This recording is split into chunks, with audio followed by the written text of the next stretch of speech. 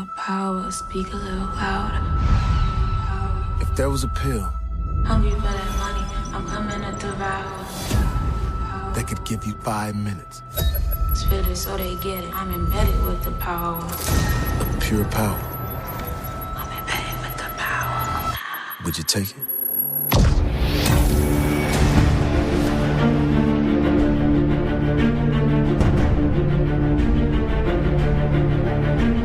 A great big hello to all you quarantines out there. This is my team right now. I guess. No, Oh, I boy. mean, we have our own individual teams. I just am shocked that we've now created lingo to make our current state of the universe hip. I had not heard. I was trying to make Corin Pals work, and it is not catching on. I'll be your Quarren pal, Tommy. Hooray! Thank you all for joining us on the film board from the next reel on True Story FM. We spoil movies, and it's August already, and this month we've got another new release to streaming that we're going to jump on and dissect for you. It's called Project Power, and if you're a Netflix subscriber, you can go watch this movie right now because it was clickable as of Friday, August 14th. The movie stars Jamie Foxx and Joseph Gordon-Levitt and is a story about pills being circulated in New Orleans and other cities, giving people short periods of great powers. One might even call them superpowers, right? Ooh. At the next reel, when the movie ends, our conversation begins. And you can join our conversation by connecting with us on Discord, our fun and fabulous server. There is a platform for discussions with details about all of our shows and other entertaining tidbits and morsels about the entertainment industry as a whole. You can connect with film fans from all around the world. We're always working to grow our wide omni-channel interactive experience with you, so check out all the details at thenextreel.com. Speaking of growing, we'd like to welcome a new voice to the film board tonight. I'd like to introduce you all to the wonderful Mandy Kaplan. Hi, Mandy. Hi, guys. Hooray! We're so happy to have you here to hear you with us. Folks on the download may have already heard you on a couple different SatMat shows, but this is your first film board, right? It is indeed, yes. So special. We used to, now I've actually thrown out this language, but we used to call ourselves a gang of thugs that would gather to then spoil these movies. I've thrown out that language because, you know, I feel like it's problematic in this day and age. Thugs are now turned into a whole thing. But so I am really sort of leaning into the family concept. So I feel like our family is growing by having you here, and I'm super happy about it. Corin Pals. That's not culty at all, JJ. Not culty at all. Now, you've made me just feel weird about it, but I'm going to just That's my stick job. with it. I'm searching for community, and I'll do it in the way I like. Bless your heart. Okay. So the way I'd like to start, I'm going to ask everyone this. So, but conceptually, this came up in the Twilight series as well, and we'll talk about that some too. But Mandy, if you took this Project Power pill, what would be your superpower? Oh, boy. I mean, in a sincere way, it would be to cure COVID, right? Amazing, but you only have 5 minutes. Right. Oh, that's true. 5 minutes to locate Zac Efron. Is that a fair? And remove his clothes. What? Am I allowed It's so to? sad. You could locate him, but it doesn't take you there. You're just like, he's in Venice. I'm a happily married lady. I'm not going to touch him. Nothing's going to happen. I just want to locate him and remove his clothes with my powers. It's the Find My Zach feature on our Mandy here. Okay, and how about your power? Tommy Handsome, what would your special project power be? Sincerely, mine would be my pinky finger would double as a tire gauge. Oh. I'm pretty sure that's what's missing. And I'd be able to so I'd like take the pill and be like, oh, my tires are still doing fine.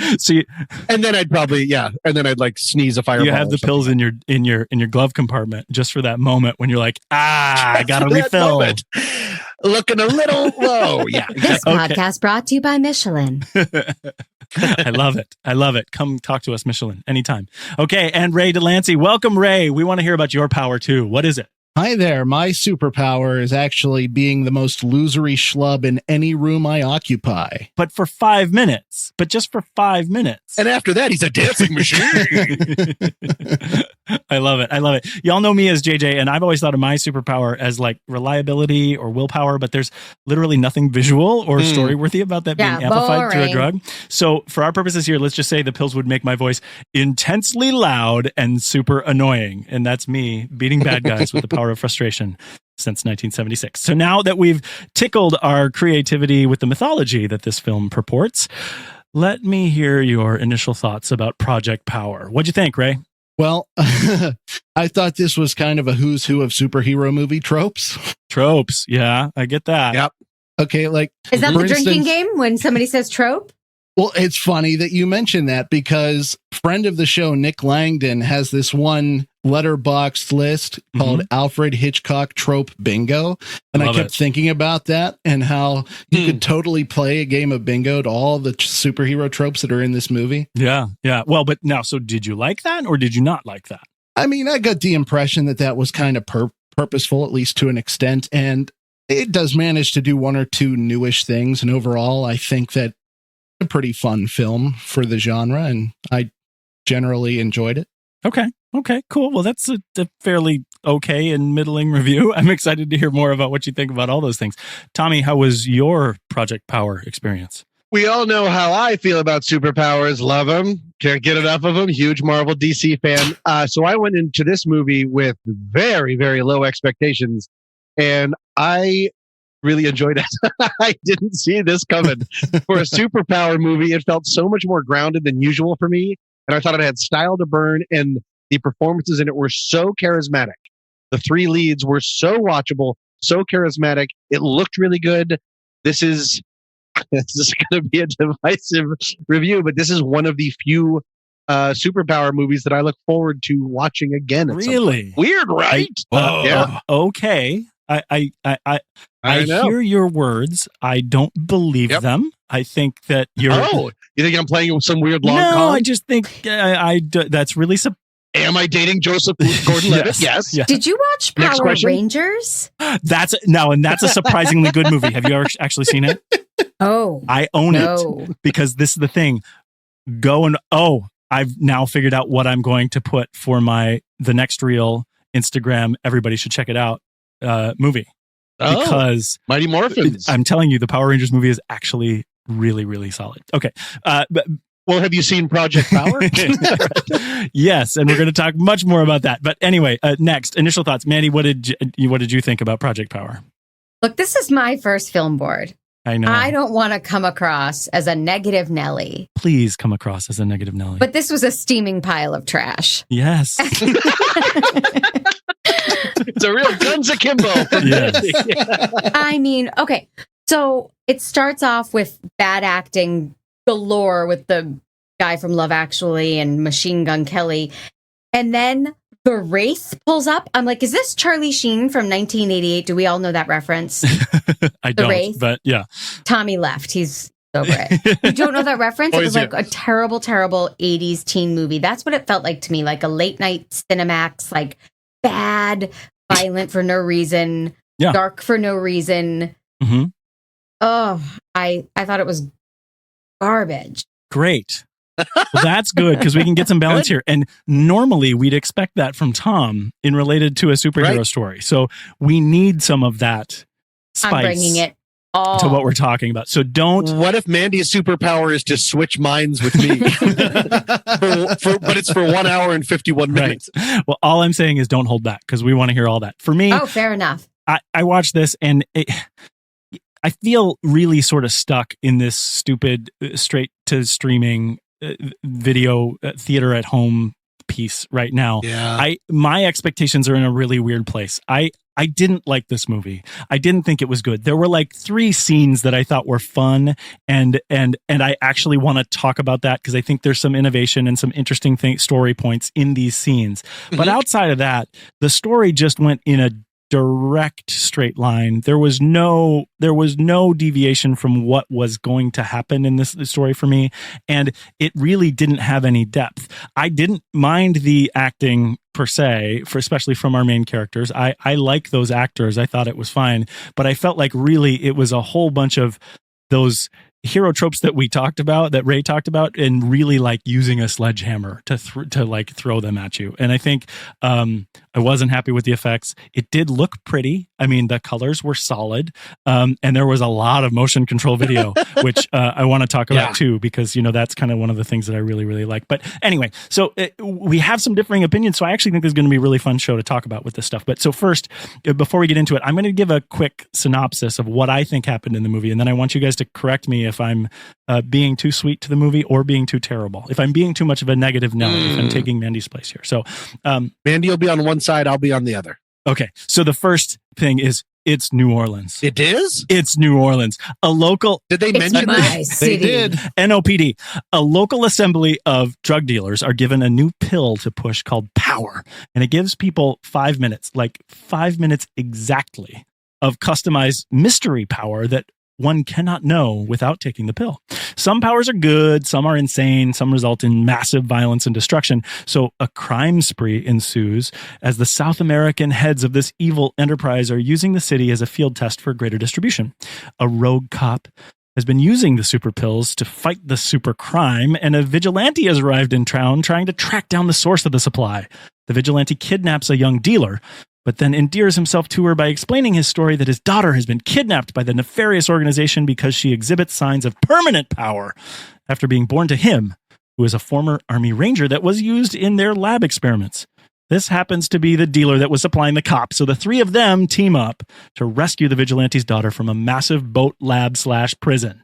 Sounds like a Key and Peele pitch.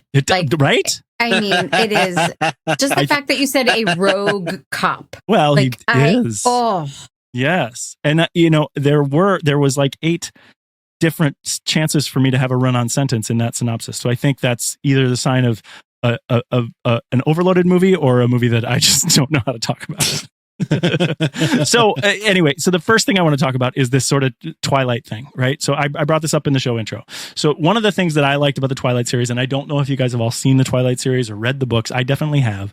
The thing that I like about movies like that and what this movie Project Power could actually do is really within the mythology of what they're trying to tell in the story leap here. And in Twilight, once someone becomes a vampire, something about their personality is amplified in some way that gives them this vampire power. So here you get this, you twist the pill and you take the pill and then you get a power, but nobody knows. Did you guys feel like it was the power lottery, or is it an amplification of self, or was it, and then they tried to make some animal connection?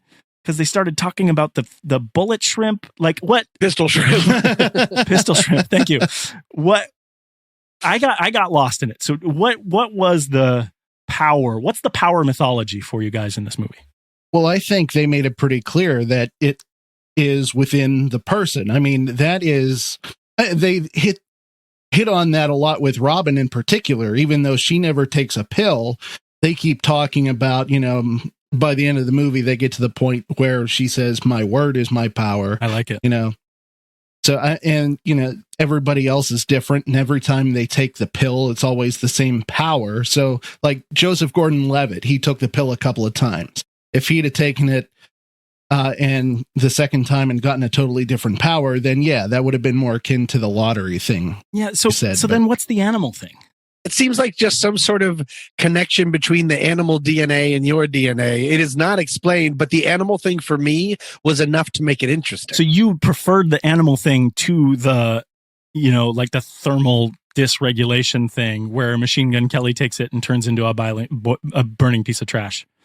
But we figured out which animal that was. They mentioned which animal has heat regulation or temperature regulation. It is confusing, okay. Yes, but it really does all come down. I don't think that they switched halfway.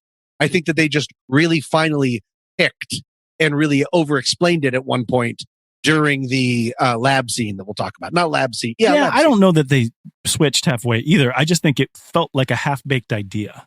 Because, I mean, the other thing is like, yes, they explain the animal DNA, but he literally catches on fire. What animal catches on fire? No, but I think it's a good thing they didn't go more in depth on the animal thing. Oh, yeah, that's a good point. Okay. Because if they had, then the guy, Jamie Foxx, saying that he had the powers of a pistol shrimp should have... It was a pistol shrimp. That was his power. The pistol It should have been Bubba from Forrest Gump instead of Jamie Foxx. There you go. I'm fine with that.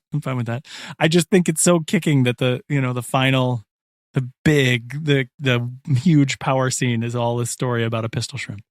Okay, true talk. The pistol shrimps are badass. Has anybody before watching this movie even heard of a pistol shrimp? Because I had to look it up. Yeah, there's a roller derby team. There's a roller derby team out here starring a lot of or staffed by a lot of comedians out here called the Pistol Shrimps, and it's because it's a female roller derby team, and it's because they are small but mighty. Exactly right. Oh my gosh, that's interesting. So maybe it's an LA thing then, because I didn't know anything about it, and that's my point, Ray. Because I've never heard of the pistol shrimp, so the fact that you bring it up, it's like, yeah, my superpower is the maggots. You have no idea how intense maggots are. Like, I'm like, what? Okay, anyway. I got lost in it. It's fine. I like what they did in Twilight with it. That's why I bring it up. The sort of custom power that comes up that you don't know when it happens. But I also think it's interesting that in the big breakdown scene in the bar underneath the check cashing place, where one person takes a pill and they literally just explode. Right. And that was one of the henchmen. So seemingly, like, that person should know that taking a pill does something to them. And they foreshadowed that, like, in the very beginning. Some people take it and explode. Right. I'm like, well, that's going to happen. But this was one of the henchmen of the people that were selling the drugs. Yeah. But you have no idea, but you don't know what it is until you take it for the first time. That was the time he chose to try it? Like, he didn't... Because it was a big fight time. But he was one of the henchmen. Like, why would you keep the guy? Anyway, yeah, you would think that the people they have fighting for them would be the people they know. Regardless, did you guys know that they shot this and it was set in New Orleans? What? They really wanted us to know that. Though. What did you like about that? I like filming in a place that needs help. I bet that helped so it's a lot pity? of economy stuff. You like it that they pitied it by talking about it so much? They made it seem awful. They constantly talked about it. I thought that they made it seem resilient, and it seemed like they were casting obviously a lot of actual locals, like doing a Ben Affleck in Boston. There's a lot of authentic people just getting sort of random lines. And I like that stuff. I like things being the fact that it was New Orleans. When I said in my early sum up that I felt it was grounded, this really felt like it existed in a time and place where most superhero movies could be any town USA, where it's always pretty much just New York, whether you call it Gotham, whether you call it Metropolis, anything. It's just New York. Sure. This really had a different kind of feel. And for me, it gave me, not a superpower person, something to hold on to. It really grounded the whole thing. I get that.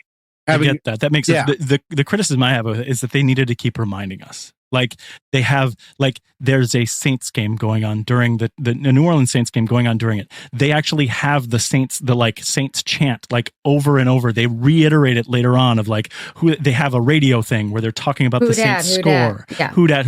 And then, Just Joe is actually wearing a Saints jersey, and it's like, okay, like we get it. Like you are on location. But how many New York movies do you see where it's just so New York? I think the thing that seems so glaring, maybe I posit the thing that seems so glaring is the fact that for once it's not New York. Yeah. That we are so used to these New York things being shoved in our face that we don't even notice them anymore. The fact that it's this other city, that's what makes it seem like, okay, we get it. I would like to agree with you on that. I will say that, being from Minnesota and keeping an eye on all the films that are shot in Minnesota, that they don't necessarily talk about in Grumpy Old Men, how often they're up at the lake and in Minnesota, and they're all wearing Vikings jerseys and talking about watching the game. Here we are at Paisley Park exactly. Again. So, but that, I understand your point, but I thought it was too much, is what I would say. That collides with pride, New Orleans pride, and New Orleans has been beat up so much and stuff that I do agree that they did overdo it. I just wondered to the extent. Right.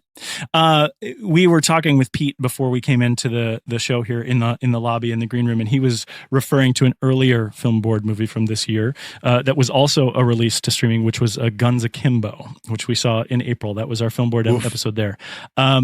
Oof. So this actually felt a lot like Guns Akimbo to me.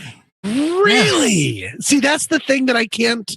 Interesting, because I was why I called Mandy Guns Akimbo when she did her sum up is I did this whole thing about how movies are hard and all this stuff, and then I said, and this movie is garbage. I said it's a flaming trash movie, exactly what Mandy said. So I just don't see that connection. Well, I think it's better than Guns Akimbo, don't get me wrong, but it felt like the same sort of thing. It felt like a straightforward conceit that they introduce at the beginning of the movie, and then they just play it out. What we really said in that Guns Akimbo show was that it was a concept, it was a sketch, it was a short. Skit. It was a and sketch. Then they elongated it into a movie. And this movie was 1 hour and 53 minutes long. And it's just like, at some point, other than the fact that I didn't understand whether it was your genes or your spirit animal that gave you your power, at some point we get it, right? Like, do the movie already. Was my point about this. I think it just feels like I get why. And my question about this being a Netflix release is, would we see this in the theater? I don't know. It kind of felt at home on a streaming service to me. Like, I couldn't imagine seeing this particular movie in a theater. It just doesn't seem like it would fit. Yeah. I don't know. Really? Yeah, it felt like a Seems late so night find, not like a mainstream release. Yeah, and so did any of you guys see Six Underground, the Ryan Reynolds, Michael Bay thing that came out? This reminded me a lot of that, where it was like overly pretty and really filled with action, but it wasn't a whole lot of depth. To that point, I totally see how you draw similarities between this and Guns Akimbo, because Guns Akimbo is totally in your face and it's real flashy and it's got a lot to show you. And that's something these two films have in spades. I agree with all those things. Yeah. It's talking about a lot to show you. There was a ton of motion control stuff, a ton of aerial footage. And to me, being an aerial photographer from before, I thought it looked like a lot of drone work. I'm always kind of trying to pick out what's a drone and what's not. But going through the credits, it looked like they hired all local aerial film people. So they were really flying that stuff. With us, really, but it's so smooth. I know. Well, it's smooth in some places. There was one bridge scene that they did with an aerial with, and you could see the skip in the camera. And a lot of the times when they do it, that they'll add a digital element to it or a digital edit to it to make it look like it's intended for the screen that way. But yeah, it looks like they had like a full aerial team on this. So I was impressed. That means, and that's really expensive. You guys, I mean, like they threw a lot of money at this movie. It wasn't a cheap movie to make. I feel like I'm talking a little bit too much, but that's the thing is when you compared it to Six Underground, I thought it was shot like smart Michael Bay. Yeah. Michael Bay puts cameras everywhere because he can, and then he cuts between them like an insane person because he can. Mm-hmm. This movie was almost every shot had something sort of, and I get it that there were times when I felt it was a little bit overloaded. Like, every background has to have crazy graffiti. Everything is a little bit too pretty and hyper realized. But I thought that the camera was very much a part of the story in a way that I thought really helped propel the feeling. Not the story as much, but the feeling and the style to go. I think that's awesome. I definitely didn't have the same feeling about it, but that's that's the thing that I think we're trying to get when we get to these movies, is something with some sort of some insight or at least an idea that they're bringing out with it here. One thing, so did anyone notice how much they were talking off camera? There were some, and sometimes, you mean like ADR stuff? There was tons of ADR. Like the whole first 20 minutes of the movie is almost all talking off camera. Well, do we know the timing? Like, was this intended for theatrical release? When did they finish shooting? I don't know the details on it, unfortunately. Did they have to hurry up shooting because a pandemic was a-coming? Like, I'd be curious. ADR is a real good fix for that. Yeah, well, and maybe that's part of it. I don't know the details. For me, from what I know, as far as I know, it was always a Netflix release. I hadn't heard of anything coming out for it with theater wise. It was, to be honest, like what we're doing, we are scraping for content, right? Over the course of this summer, because nobody knows if things are going to be released in the theaters or not. We even here on the Film Board didn't know that we were going to cover this movie until just a couple weeks ago, because we didn't know what was coming out. So it's kind of tough to know what is going to be released to theater and what we're actually going to get a chance to stream before the world comes back together.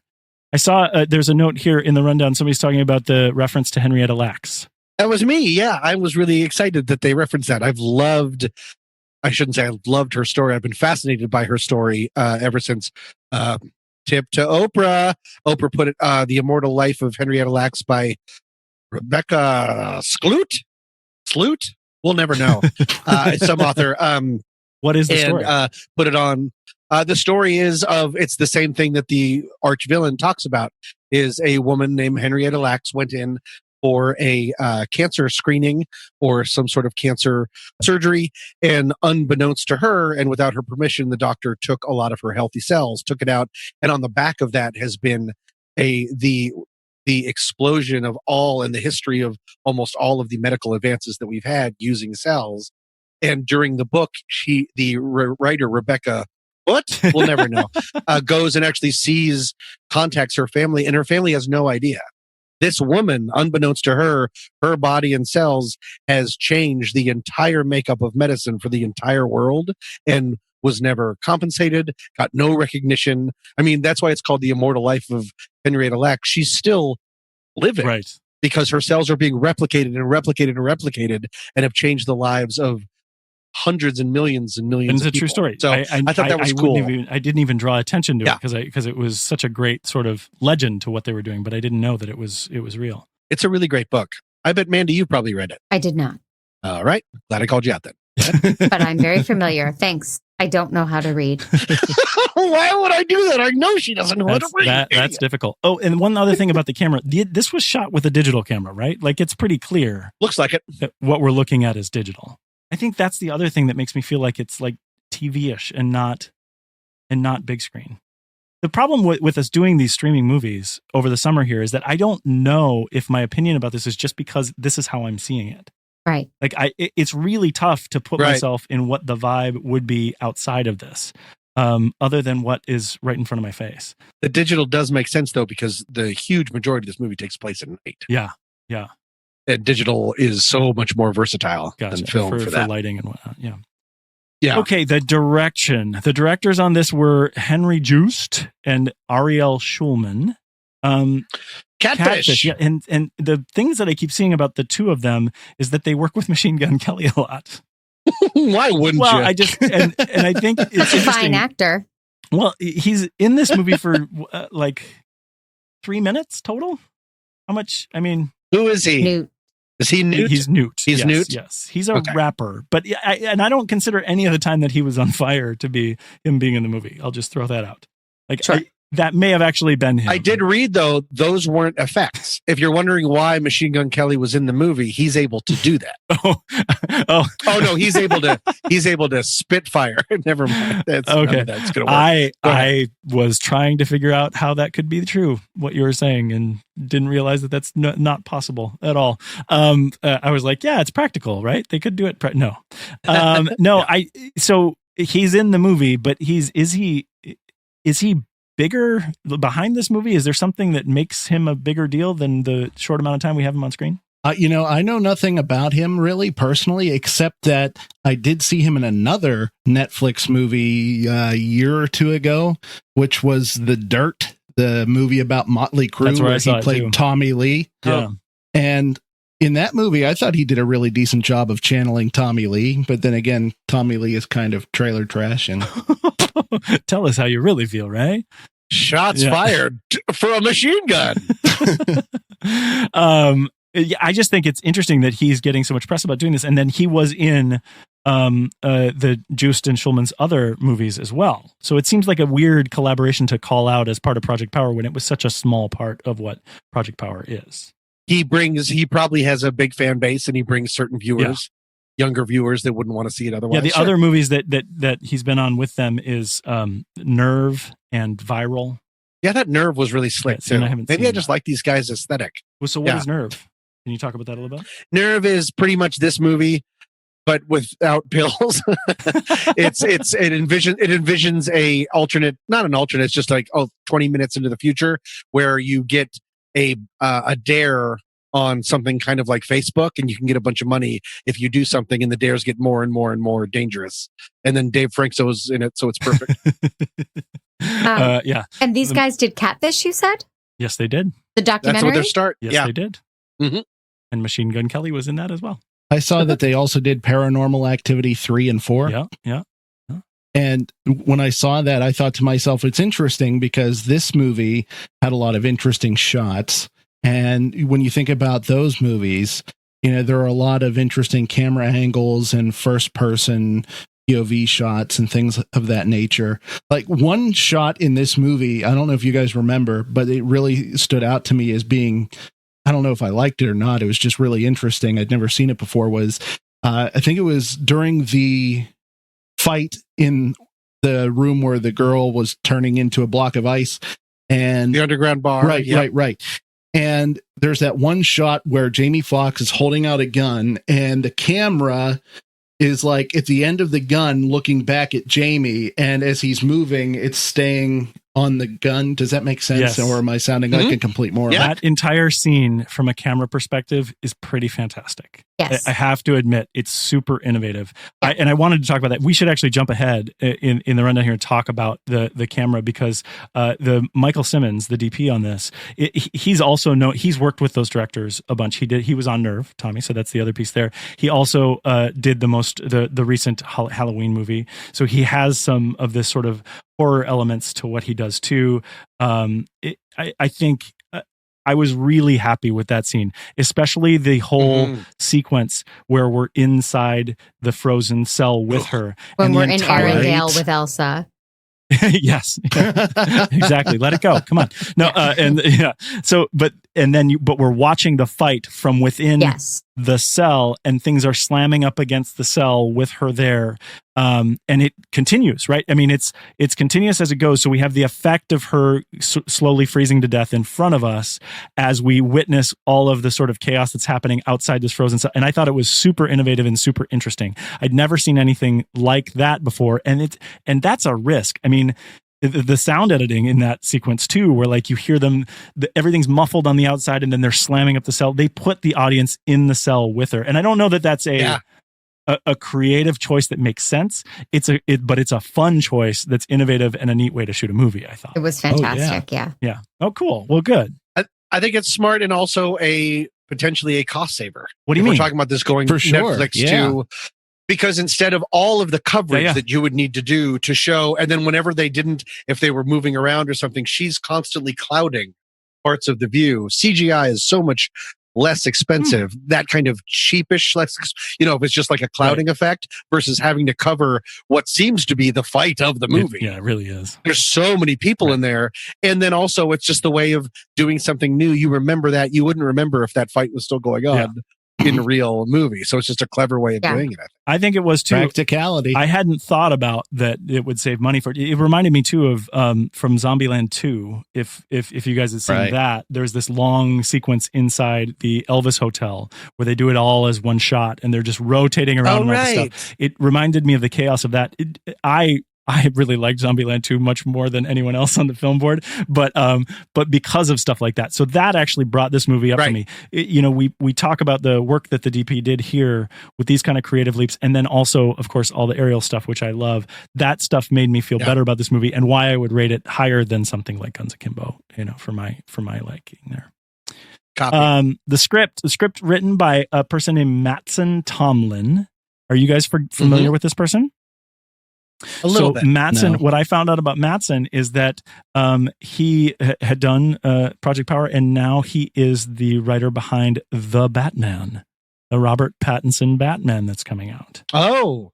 And he kept it a secret for a while and all this stuff, and he's like 31 years old, so he's this young guy who's doing these kinds of movies. And when I read that, I thought more about this movie and how I didn't like the movie, and it totally jibes with how I feel about DC movies. Like it's dark and colorful and kind of thin story-wise. Like this feels like a DC movie to me. Sure. Like you could actually have this as a DC comic and be like, oh yeah, it's totally an adaptation of that. So maybe, Mattson Tomlin might be a perfect fit for the Batman. Is it really called The Batman, or are you? It is the new one. The new one's being called The Batman, which I think is so crazy because we've had We've had Batman, that was the original one, and then we had The Dark Knight. So now they're going to reboot it again. Oh wait, but which one? What was Ben Affleck's first movie that he came out in? Batman v Superman. BVS Doge. Yeah. So so that one doesn't count as a bad title. But so we both have moms. That's you're totally right. But the whole thing about the new one, I guess. What else would they call it? Right? It has to be The Batman now. It's like my mom's best friend used to say, I like watching Steinfeld. He's funny. The Steinfeld. That's what it sounds like to me. I don't Shout out to Barbara. All right. There you go. I love it. We've talked a bit about the cast. I thought Jamie Foxx. I like Jamie Foxx in most things he does. It was a neither here nor there role for me, though. I mean, this was kind of just Jamie Foxx being Jamie Foxx. I liked how strong they let him go, leaning into the dark side with Dominique Fishback, who I thought Dominique Fishback was remarkable. Great. I think she's such a star, so watchable. And Jamie Foxx, I mean, it's really upsetting. Their first scenes together, they really push in him slamming her in the car over and over again. I mean, he is such a man on a mission, and then to see him turn and melt at times, I thought it played to everyone's strengths incredibly. He was well cast for that. I agree with that 100%. Yeah. And no one more so than MG Kelly, but that's just I know him as MG. No, I thought Jamie Joe. I mean, there's a really good potential that as I've been listening to you guys talk, my rating is of course going down. Then my work here is done. I'm wondering if it'll be like Paul Haggis's Crash, when I was like, that movie was great, and then I watched it later and I went, oh no, what happened? This movie is terrible. This might be one of those, but if it's skated by, one of the hugest things it would have skated by for me was the charismaticness of Jamie, Joseph, and Dominique. I thought just they were. Yes. So great. I agree 100% on Dominique Fishback. I thought she was kind of perfect for her role throughout. She played tough. She played brooding. She played talented. She played self-conscious, charming, all these things. Yep. You really liked her as the hero throughout the movie. And I thought that was really special. And I thought she delivered the raps really well. Like, that's super. They made that a central part of her character, right? So we expect that, but that's not a normal thing to have done well. She nailed that, and I was super impressed. Yeah. Every time someone said that she was really good, I believed them, which I was really psyched about. Yeah, and she was dressed as Theo Huxtable throughout the entire film. And pulled it off with a plum. Right. That's just big ups to Nola. But yeah, no, I agree. I agree. The costuming there was a little strange. Just Joe, JGL, I thought was good. He was gruff. I don't dislike him in many things, but I didn't think he brought, like, Tom, you thought he was charismatic. I wasn't super impressed. Jiggles is great. I always like him until last night when I watched this movie. Oh, that's but I think he's an extraordinarily talented person. Yeah. I have a big issue with, like, I'm going to come out with my thick New Orleans accent, then I'm going to leave it, then I'm going to come back to it when it's convenient. That drives me bananas. Do it, don't do it. I don't care either way. See, I have no ear for that, so that's definitely your camp. But he also just it was a nothing role. I don't know. Like, there was nothing. A rogue cop. We didn't know anything about him. No. Had no story other than how he related to Robin. Yes, and that is the tropiest trope, I think. His tropeness. I like tropiest. One thing I want to say about his role, though, one thing that I really liked was how he kept calling back to practicing his Eastwood. And I really liked the scene whenever they're trying to get on the boat near the end, and he goes up to the security guard at the fence, and he's trying to do his Eastwood, and he's got Robin in his ear, and she's like telling him, "Oh, that was awesome!" And when just the banter back and forth between the two, I lost it. I thought that was hilarious. Nice. Yeah, the scene that I really liked for him, charming. I felt like he was somewhat watered down as a character too, but the scene where he sneaks in through the window, takes off his clothes, and pretends to be the mom's boyfriend, I thought was really great. That was great. It's not logical. It doesn't actually work. Like, what he was attempting to do to get these people out of the house, there's no reason why they would leave. There's literally nothing consistent with the story there. But as a story point, it was fun to watch him relate to Robin's mom after he has the relationship with Robin already. So it was kind of cool to see them play off that way. And so that I liked of him, but otherwise the character I thought was kind of worthless. So. Yeah, I think what I'm learning is I like Jamie Foxx and Joseph Gordon-Levitt at the end. Because you're like, his character didn't have much to him. And I'm like, yeah, but what about that hump? Nope. There was nothing. There was nothing. He had a motorbike. No, he gave that away. All right. Well, and you know, we talked about all of these characters don't really have a whole lot of room to grow. There was a lot for Robin, right? But everybody else is kind of straightforward. Machine Gun Kelly, we said, was on screen for, well, I said 3 minutes. How about Courtney B. Vance? How much screen time did he get? Something must have been cut. His big scene must have been cut. How do you have him in the movie and he's what? When Ernie Hudson's available, why would you have Courtney B. Vance in that role? Well, I like Courtney B. Vance in the role, but there's nothing for him there. Nothing. Yeah. I mean, he's there and then he was gone. So one thing that I wanted to bring up also about the cast here, the final song as the credits are rolling is a rap with Dominique Fishback and Chica. And Chica plays her buddy in school. Oh, she that's was sort great. of like pushing her to rap. I don't know who Chica is, but so Chica, and I'm definitely, if you like rap in any way, and especially if you like 90s hip hop, right? The 80s and 90s hip hop when it was about flow, not necessarily about the mumble rap that's on today.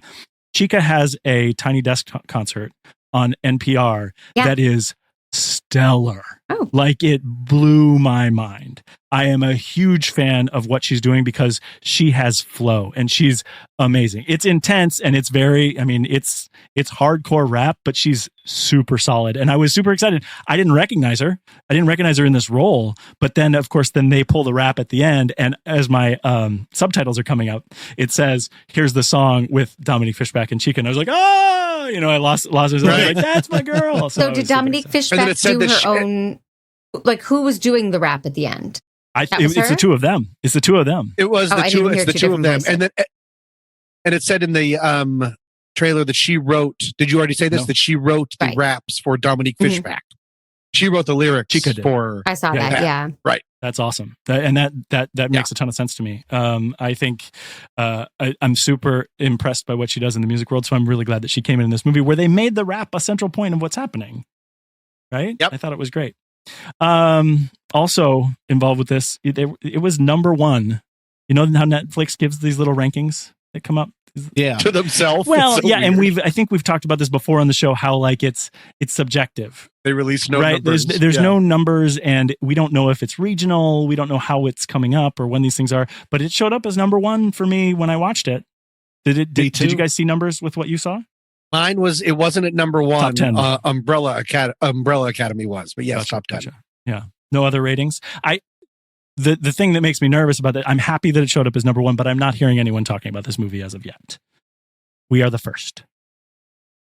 That's exactly right. I talked to 3 different people today, just happened to say it was a friend of the show, Darnell, friend of the show, Johnny Giacalone, and friend of the show, someone else who will remain nameless, and that we were recording this tonight. And they're like, "Oh, when does it come out?" And I was like, "We're recording it tonight, you idiots." They weren't listening to me, but no. The fact is that there's not a lot of buzz nor release about this. It's almost like Netflix knows what they have, and I'm the only one that doesn't.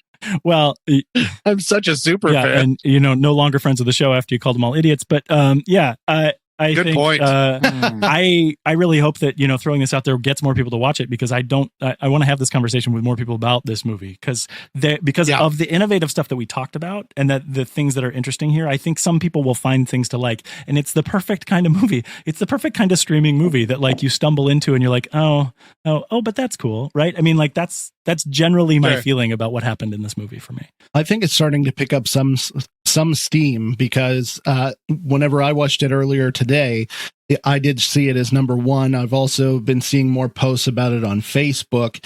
And I also noticed that on Letterboxd, it's one of the top movies that people are watching right now. On Letterboxd, that's interesting. Ranking highly, but just watching, sure. So if nobody else has anything to say about this, closing it down, why don't we rank it? We're ranking in the 21st century. The next real conversation. It's JJ, Tommy, Ray, and Mandy. That's our convocation. Jamie Foxx and Jiggles, have you caused a celebration? We'll see it when we rank it in this cross-examination. No film board should have all this power. That's right. Booyah. Nice. I love it. Now, can I give you another word to do? Oh, That's totally appropriate. Oh, that is true. When he said seismograph, I laughed out loud. I thought that was really funny. We've got all the movies we've talked about on this show ranked over at flickchart.com/TNR Filmboard. Flickchart is a really cool site where you can create a tournament-style stack ranking of your movie preferences. So check it out and find out how your film favorites fare against ours. Okay, so I have the keys to the castle tonight. We are in Flickchart, and our first battle is Project Power versus Kingsman: The Golden Circle. That's Kingsman number 2. I'm going to still say Kingsman number 2. Kingsman number 2. Abstain. Haven't seen it. Oh, awesome. Cool. Okay, next one on the thing is Project Power versus The Hobbit: An Unexpected Journey. Project Power! You're saying Project Power. Okay, Ray? Of course I am. Have you met me? Abstain. You haven't seen The Hobbit. I love it. I love that you haven't seen it because that whole series is a nightmare. Yeah, we don't love the movie. Ray? Hobbit for me. Hobbit for you. So it comes down to me on this. I'm going to pick Hobbit, Tommy. I just, I get where you're going with that, but okay. Okay. Batteries not included. Hobbit Tommy. So now Project Power versus The Predator, the most recent one that came out with Olivia Munn and... Project Power. Okay. Ray? Haven't seen it yet. Okay. Mandy? Abstain. Great. Well, so... We're going to have a tie. I want to say The Predator. I didn't like The Predator either. The Predator was very bad. Yes. And Project Power was the best movie so far of this decade. No, but Project Power had interesting things in it. I love the people in The Predator are great too, but I'm going to say Project Power too. And because I hate paper, rock, scissors. Here's a secret to you guys. I always like to vote up things. Anyway. Okay. Well, this is a fun one. Okay. So you love Project Power. That's great to know. Project Power. Right. Here's the next one. Project Power versus The Circle. The Circle. Project Power. Do you guys know which one The Circle is? Did you see I read The Circle? it. I didn't You read it. I think you should rank it against what you read. I read it too. Wait, is that Dave Eggers? Yeah. No. Yep. Love me some Dave Eggers, but I did not like the movie. You said Project Power, Tommy? Mm-hmm. Ray, what did you say? Abstain. Mandy hasn't seen the movie. Mandy, did you like The Circle, the movie, better than Project Power, the movie? I don't know how to answer the book. The book. I did. It felt longer watching Project Power than it did reading a 400-page book.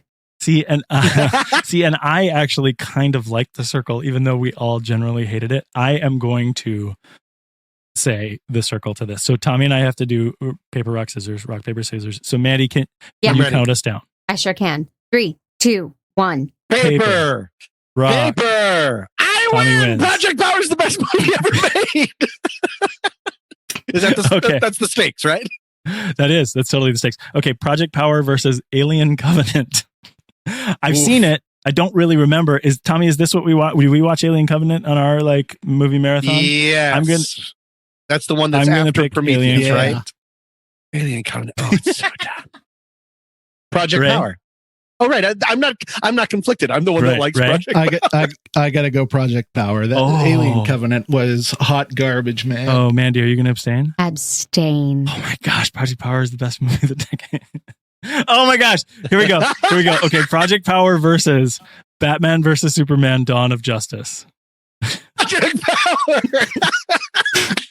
We are in. I'm so excited. I am picking BVS Doge.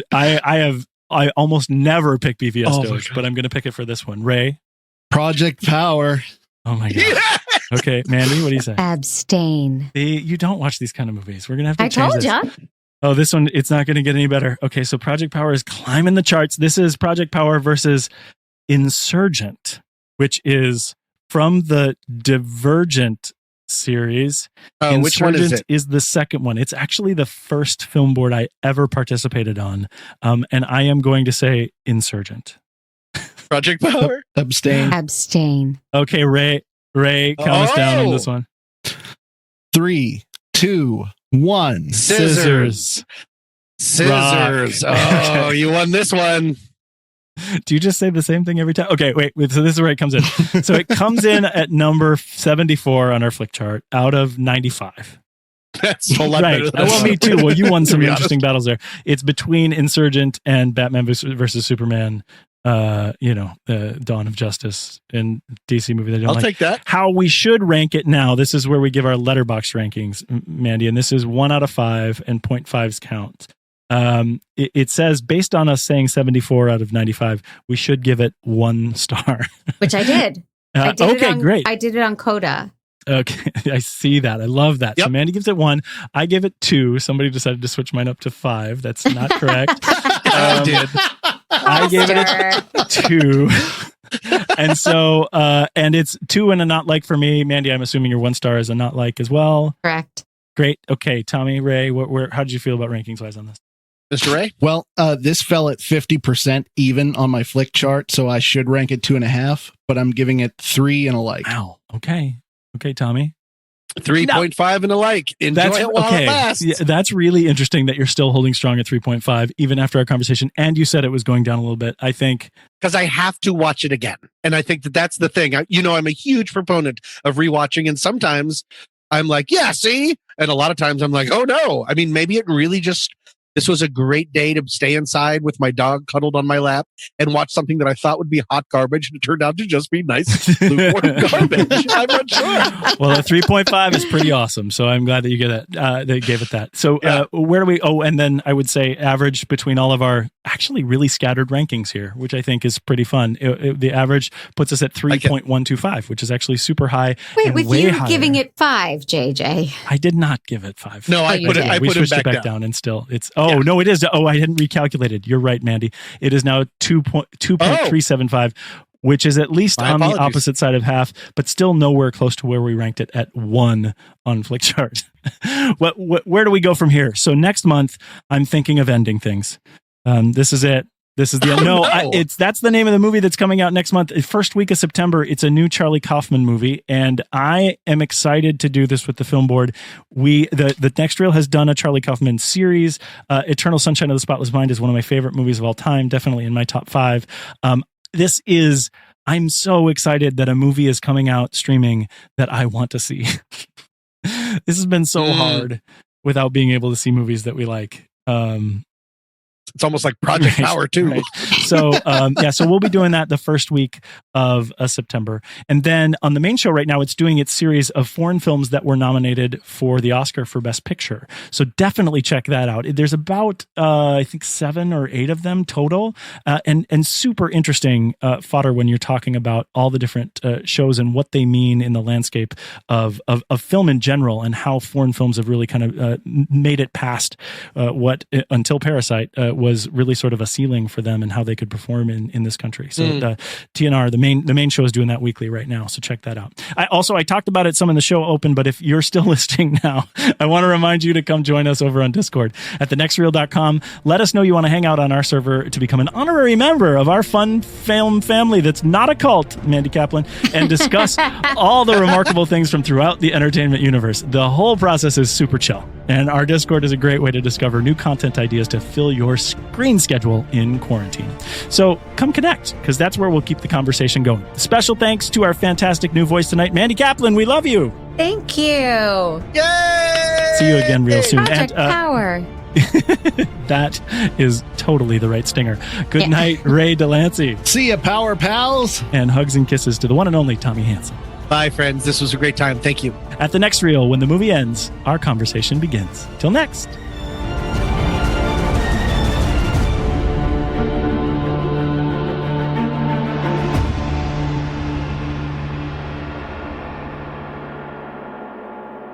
Champagne's on us. Okay, goodbye.